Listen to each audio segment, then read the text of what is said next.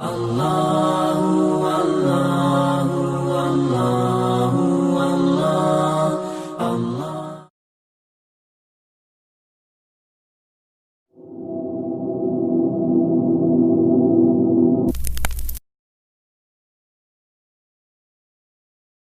teman-teman sekalian, kita tutup dengan sebuah kisah yang kita rangkumkan insya Allah tentang masalah orang kalau bertakwa kepada Allah, Allah akan berikan kepadanya banyak sekali manfaat. Kisah ini teman-teman sekalian, kalau sudah ada yang pernah dengar, anggap insya Allah review ilmu. Kalau ada yang belum dengar, anggap insya Allah tambahan iman, gitu ya. Kisah ini saya berikan nama dengan kisah sebuah terong. Gitu. Ada seorang anak muda di Damaskus, di ibu kota Syria, di zaman tabi'in dulu. Pernah datang ke sebuah masjid namanya Masjid At-Taubah. Masjid At-Taubah ini zaman tabi'in ada. Ada seorang tabi'in masyhur di situ tinggal, jadi imam juga jadi alim, mengajar tiap hari. Anak muda ini datang lalu berkata, "Wahai imam," imam kalau kita kiai, "Wahai imam, saya datang dari luar Damaskus, ya, miskin, tidak punya apa-apa, tapi saya mau belajar agama. Boleh nggak saya numpang tinggal di masjid bersama anda? Saya bantu-bantu lalu saya hidup bersama anda, maksudnya makan minum bersama anda." Kata ya syekh itu, silahkan, nggak masalah. Tapi harus sabar, ya ikutin kehidupan saya, apa yang saya makan kau makan, apa yang saya minum kau minum. Kata anak muda ini, baiklah. Anak muda ini cerita, dia bilang setelah 3 bulan saya tinggal dengan syekh saya. Ternyata syekh saya ini orangnya sangat zuhud, luar biasa. Ada makanan makan, tidak ada makanan puasa. Dan hari ini sudah 3 hari kami puasa. Sahur dengan sebutir kurma segelas air, buka puasa juga begitu. Tapi ini sudah hari ketiga, syekh saya masih kuat, saya sudah tidak kuat lagi, dia bilang. Saking tidak kuatnya saya bungkukkan punggung saya, menekan perut saya supaya lapar saya hilang. Dalam keadaan begitu, syaitan datang menggacaukan pikiran saya sambil berkata, "Wahai anak muda," di benak saya terlintas, "sekarang sudah halal buat kau mencuri makanan. Kalau kau tidak curi makanan, kau mau makan dari mana? Akan mati kelaparan. Minta sama gurumu nggak punya. Minta-minta sama orang, gurumu larang, minta-minta sama orang. Sekarang kau curi makanan sepotong roti, yang penting tidak mati kelaparan." Dia bilang dalam kondisi saya berkecamuk pikiran syaitan begitu, saya berpikir mencuri makanan di rumah di sebelah masjid. Zaman dulu teman-teman sekalian, dinding masjid tidak seperti kita sekarang ada tembok. Jadi zaman dulu tuh bisa dari tanah liat, atau kalau mau kuat, batang kurma ditebang atasnya, ditebang akarnya, ditancapin, lalu didempet-dempetin. Jadi dinding yang kuat. Dan rumah orang sama masjid berdempetan dindingnya. Dia naiklah dinding masjid, dari belakang masjid dia naik mau mencuri makanan. Di rumah yang pertama dia mau masuk mencuri di sebelah masjid, itu dia lihat ada 3 perempuan yang tidak tutup auratnya, lagi nunun kulit domba. Dia alihkan pandangannya karena dia tahu yang bukan mahramnya haram untuk melihatnya. Dan itu bukan tujuannya, dia ingin cari makanan. Dia pindah ke rumah kedua. Waktu dia pindah ke rumah kedua, dia lihat dari atas rumah, karena pakai pelapa-pelapa kurma, jadi kelihatan nggak ada orang, tapi ada bau masakan. Karena laparnya dia turun ke dalam, dia masuk ke dapur, ditemukan ada panci yang lagi dipakai masak dengan kayu bakar. Di dalamnya ada, waktu dia buka, air yang sedang direbus 2 buah terong yang sudah matang. Karena lapar sekali, diambil sama dia terong 1 lalu digigit. Sementara dia kunyah teman-teman sekalian, dia bilang, dia ceritakan nantinya, waktu saya sebentar kunyah dan sangat lapar, saya sudah buru-buru ingin menelannya, tapi tiba-tiba muncul ketakwaan saya pada Allah, muncul ketakutan saya pada Allah, kepatuhan saya sama Allah. Lalu saya berkata dengan diri saya, subhanallah, syaitan berhasil membuat saya melakukan 3 dosa sekaligus. Yang pertama, masuk rumah orang tanpa izin, dosa. Yang kedua, mencuri, mengambil terong itu. Dan yang ketiga, saya sedang memakan makanan yang haram. 3 dosa sekaligus. Maka dia bilang, tidak mungkin Allah membuat saya mati kelaparan karena meninggalkan yang haram. Karena Nabi Muhammad SAW sudah bersabda, "Man taraka sya'ni la abdalahu khairan min."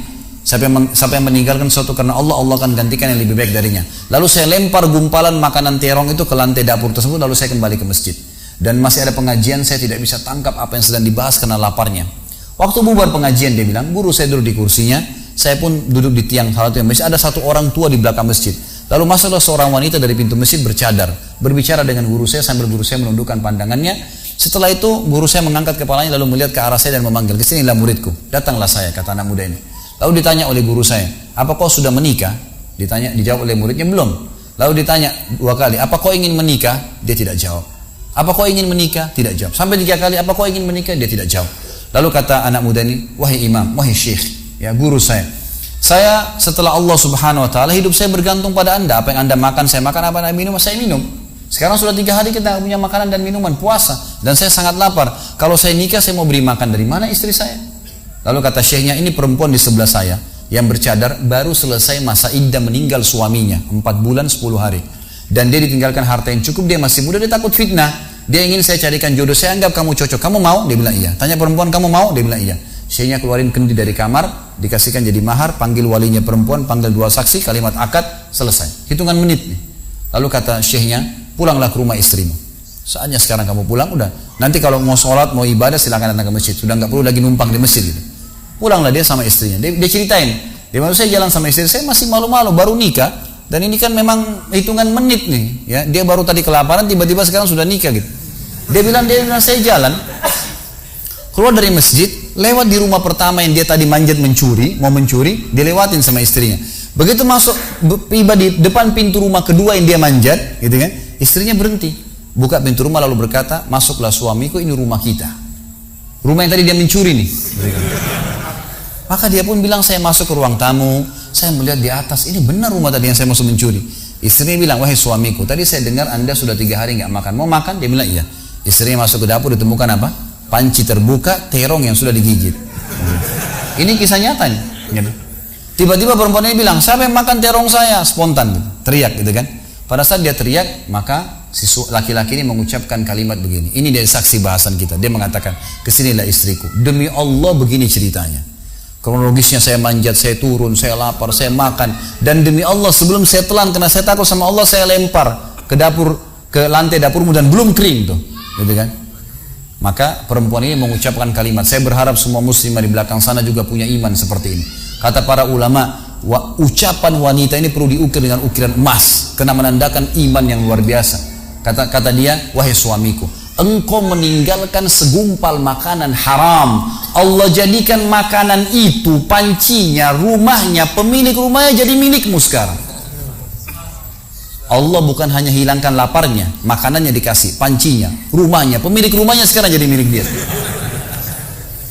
Orang yang bertakwa kepada Allah diberikan jalan keluar, teman-teman sekalian. Jadi bertakwalah sama Allah, hanya patuh dan tunduk kepadanya. Semua yang baik di mata Allah, semua yang buruk juga di mata Allah SWT. Dan jangan pedulikan urusan dunia ini, jalankan sesuai dengan apa yang Allah SWT inginkan. Allahu a'lam. Mungkin sampai sini dulu. Mohon maaf karena saya harus buru-buru. Ini sudah jam berapa nih? 9:30 ya? Hah? 9. Iya, 9:30. Sudah tidak dirasa waktu. Ya, mungkin sampai sini dulu insya Allah. Kita masih ada tema besok subuh. Kita juga masih ada tema sebentar karena saya lagi kemungkinan ada istri saya akan jemput di bandara, maka mungkin saya tutup, tidak ada pertanyaan. Kalau ada teman-teman punya pertanyaan bisa disimpan, dicatat, nanti insya Allah dibahas besok subuh atau pada malam hari, dan insya Allah juga masih ada ahad subuh nanti, kan gitu. Masih ada 3 judul yang menunggu, kenalilah Tuhanmu kau akan bahagia, besok subuh, kemudian nanti malamnya ada saudaraku ini ada rahasia rezekimu, dan kemudian subuh lusa kita akan bahas hidup mulia dengan Islam.